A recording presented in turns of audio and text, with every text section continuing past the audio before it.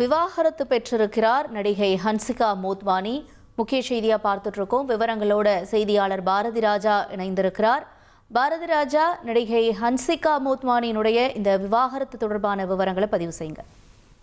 இந்திய திரையுலகின் முன்னணி நடிகையான ஹன்சிகா மோத்வானிக்கு கடந்த 2022ஆம் ஆண்டு பிரபல தொழிலதிபர் சோஹைல் கதூரியாவுடன் திருமணம் நடைபெற்றது.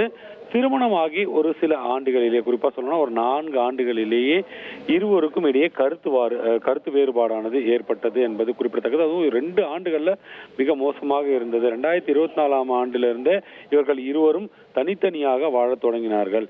இந்த நிலையில்தான் பரஸ்பர சம்மதத்துடன் விவாகரத்து கோரி மும்பை பேண்ட்ரால இருக்கிற குடும்ப நல நீதிமன்றத்தில் மனு தாக்கல் செஞ்சிருந்தாங்க.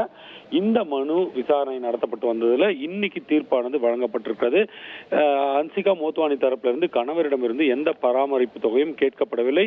இருவரும் 2 ஆண்டுகளாக பிரிந்து வருவதன் காரணமாக அவர்கள் கேட்டது போல பரஸ்பர விவாகரத்து வழங்கி நீதிமன்றமானது உத்தரவிட்டிருக்கிறது.